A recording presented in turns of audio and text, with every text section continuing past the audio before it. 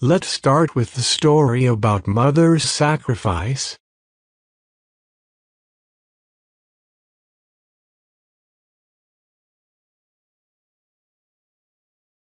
Mother's sacrifice. My mom only had one eye. I hated her. She was such an embarrassment. My mom ran a small shop at a flea market.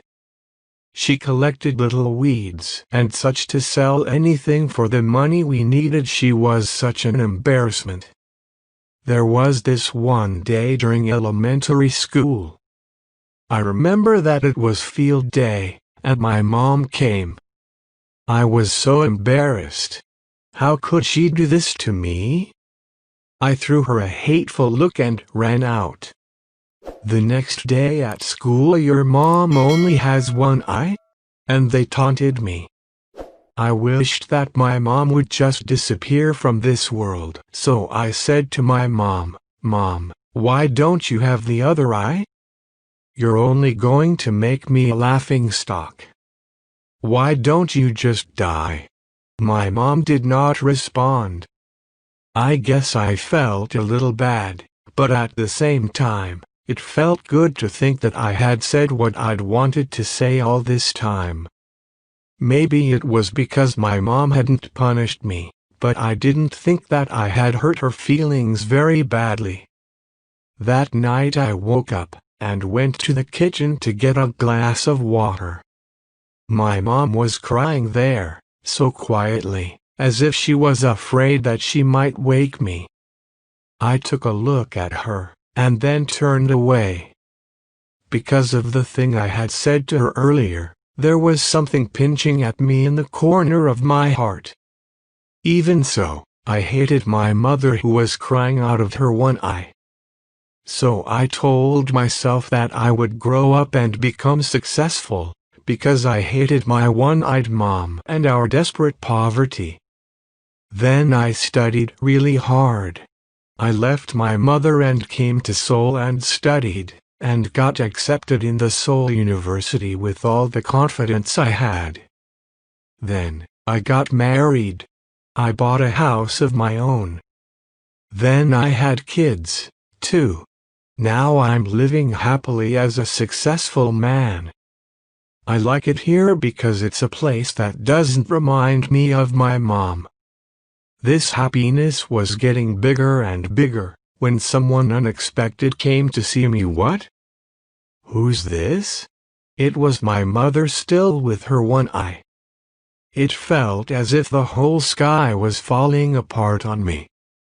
My little girl ran away, scared of my mom's eye. And I asked her, "Who are you?" "I don't know you." As if I tried to make that real. I screamed at her, "How dare you come to my house and scare my daughter? Get out of here now." And to this, my mother quietly answered, "Oh, I'm so sorry. I may have gotten the wrong address," and she disappeared. Thank goodness she doesn't recognize me. I was quite relieved. I told myself that I wasn't going to care or think about this for the rest of my life. Then a wave of relief came upon me one day. A letter regarding a school reunion came to my house.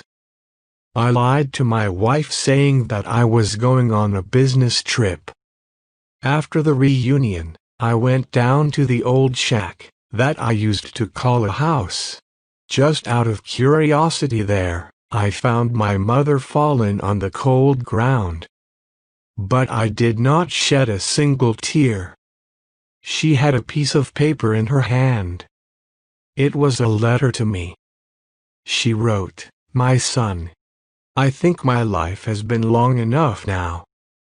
And I won't visit Seoul anymore. But would it be too much to ask if I wanted you to come visit me once in a while? I miss you so much. And I was so glad when I heard you were coming for the reunion. But I decided not to go to the school. For you, I'm sorry that I only have one eye, and I was an embarrassment for you. You see, when you were very little, You got into an accident and lost your eye.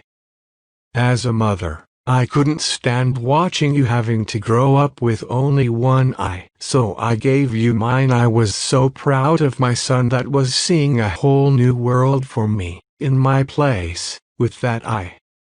I was never upset at you for anything you did. The couple times that you were angry with me, I thought to myself, it's because he loves me. I miss the times when you were still young around me. I miss you so much. I love you. You mean the world to me. My world shattered. I hated the person who only lived for me. I cried for my mother. I didn't know of any way that will make up for my worst deeds. Never ever hate anyone for their disabilities. Never disrespect your parents. Don't ignore and underestimate their sacrifices. They give us life. They raise us better than they had been. They give and keep trying to give better than they ever had. They never wish unwell for their kids even in their wildest dreams. They always try showing right path and being motivator. Parents give up all for kids, forgive all mistakes made by kids. There is no way to repay what they done for kids. All we can do is try giving what they need, and it is just time, love and respect. Click the like button and subscribe to this channel for more great videos. I hope you see it in my next video. Thanks.